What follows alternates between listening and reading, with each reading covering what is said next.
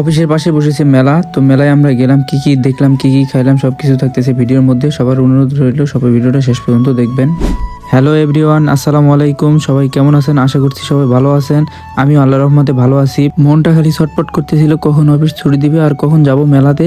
তো যাই হোক, অবশেষে আমাদের অফিসের ছুটি হয়েছে আর আমি আর আমার অফিসের এক কলিগ যাচ্ছিলাম আমরা মেলাতে। যাই হোক, রাতের দৃশ্য তো তেমন একটা ভালো হচ্ছে না, তারপরে মোটামুটি আপনাদের দেখানোর চেষ্টা করতেছিলাম। যাই হোক, আমরা কথা বলতে বলতে চলে আসি আমাদের কাঙ্ক্ষিত সেই মেলাতে। মেলাটি আজকে উদ্বোধন করেছে, এই জন্য তেমন একটা মানুষ নেই। আর যাই হোক, আমি অটো থেকে নেমে তাড়াহুড়া করে আগে ভাড়াটি দিয়ে নিলাম, পরে আমরা যাচ্ছিলাম মেলার ভিতরে। তো মেলার ভিতরে যাইতে কি না যাইতে দেখি যে হাতের বাম পাশে একটা দোকান দিয়েছে টেস্টি চানাচুর হাউস। তো আমরা দেখলাম অনেক ধরনের চানাচুর রয়েছে। তো প্রতি চানাচুর মাখার প্রাইস হচ্ছে সর্বনিম্ন 20 টাকা করে। তো যাই হোক, এখন আমরা চানাচুর মাখা খাবো না, এই জন্য আমরা যাচ্ছিলাম ভিতরের দিকে দেখি আরো কি কি আছে। একটু ভিতরের দিকে যাইতেই দেখি জিলাপি ভাজতেছে, আর জিলাপি দেখে আমার মুখে পানি আসলো।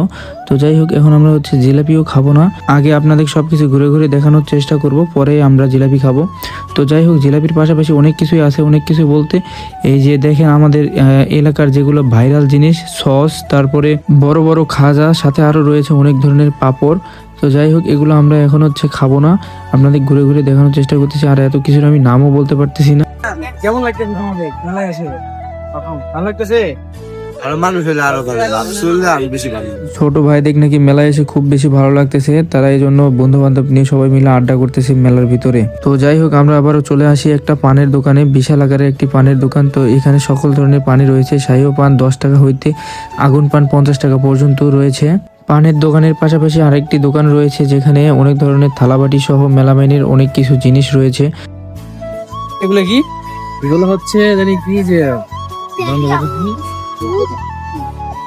শোনো না, কি কাজে ব্যবহৃত হয় বলতে পারি না এটা কি কাজে। এই যে সরি, এটা হচ্ছে এগুলো মনে হয় ডালের ক্ষেত্রে ব্যবহৃত হয় না? ও ডিম ভাঙার পরে ব্যবহৃত হয়। এগুলো বিষয়ে আইডিয়া নাই, তবে এটা হচ্ছে মনে হয় যে ফুল পিঠা তৈরি করার জন্য। ফুল আমরা অনেকে বলে ফুল পিঠা, অনেকে বলে জামা পিঠা, অনেকে বলে বউ পিঠা। তো যাই হোক, এত কিছুর আমি নাম জানি না। পাশে একটা আপু ছিল, উনি বলে বলে দিচ্ছিল যে এটার নাম কি, ওটার নাম কি। আফসোসের বিষয় গাইস, আফসোসের বিষয় যে এখন পর্যন্ত বিয়ে করিনি, এই জন্য এগুলো আমার কিনতে হচ্ছে না। ঠিক আছে, পরবর্তীতে যদি নেক্সট বিয়ে করি তখন এগুলো কিনবো, আপাতত এগুলা।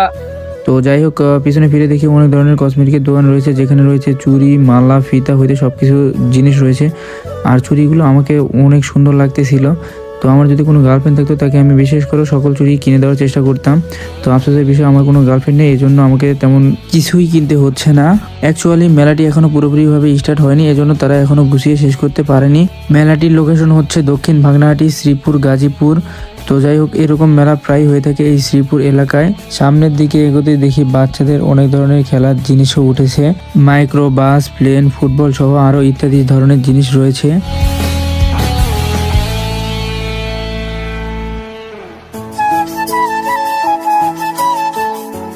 মেলাটির কাজ এখনো পুরোপুরিভাবে শেষ হয়নি। নাগরদোলা, তারপরে নৌকা, এগুলো এখনো কিছুই ঠিকঠাক মতো করে সাজানো হয়নি।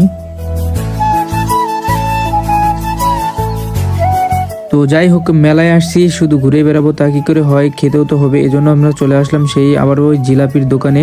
জিলাপির দামটা একটু বেশি ছিল, তারপরও জিলাপি দেখে লোভ সামলাতে পারতেছিলাম না, এজন্য ঝটপট জিলাপি নিয়ে নিই আর তাড়াহুড়া করে খেতে লাগি। তো যাই হোক, আজকের ব্লগটা এই পর্যন্তই ছিল। সবাই ভালো থাকবেন আর আমার জন্য সবাই দোয়া করবেন। আজকের ব্লগটি কেমন লাগলো তা অবশ্যই কমেন্ট করে জানিয়ে দিবেন। আল্লাহ হাফেজ।